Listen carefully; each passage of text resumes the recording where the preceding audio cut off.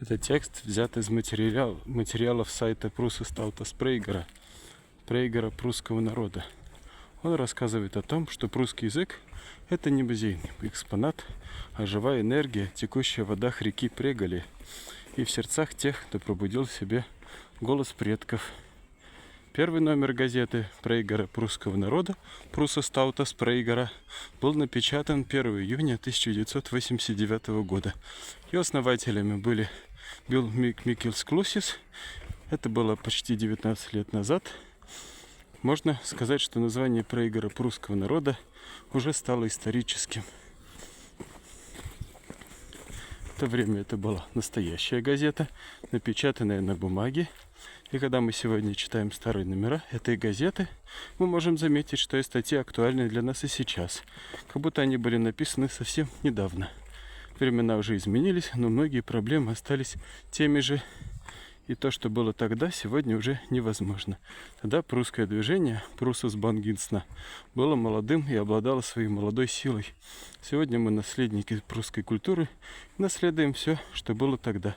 В первом прусском движении, которое, как мы говорим, начало возрождаться снова с 1982 года, как и все то, что было на нашей земле с древних времен. Символика самого названия очень важна. Прейгера, Преголя. Это наша главная река, которая протекает через всю Пруссию и собирает воду со всех рек Прусы. Преголя – это наше положенное на землю священное дерево, которое хранит священную структуру Прусы. Вода обладает памятью, вода хранит в себе память обо всем, что здесь было. В водах заключены коды для познания этой земли.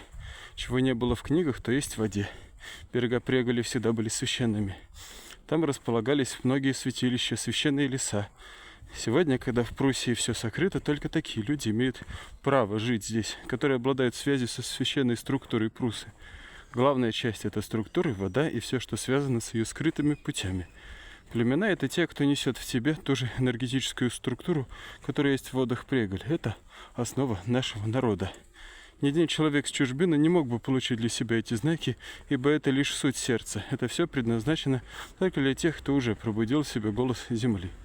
Настоящая балтийская культура также вышла из этих самых энергетических потоков и полей. Эта сакральная структура дала нам свои звуки, названия земель, язык, песни, а также мысль и понимание. Прусы – дети вод Преголи.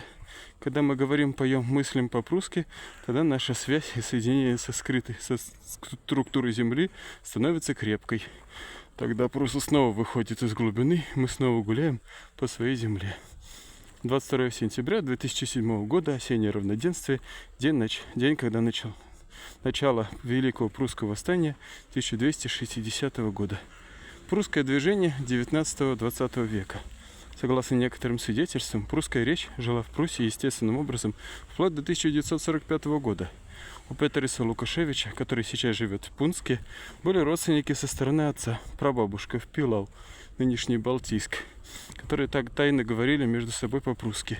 У них было тайное место для собраний на предприятии по производству мебели в Кёнигсберге на улице Пилауская, 12. В 1935 году по этому адресу жила жена купца. А на Пилауская 10/11 жил столяр Бардж. Другое типичное свидетельство произошло на пристани у кораблей в Кёнигсберге, Пилау или Гданьск, когда в 1945 году люди пытались уплыть из Пруссии на запад на последнем корабле, имеется в виду корабль Вильгельм Густлов.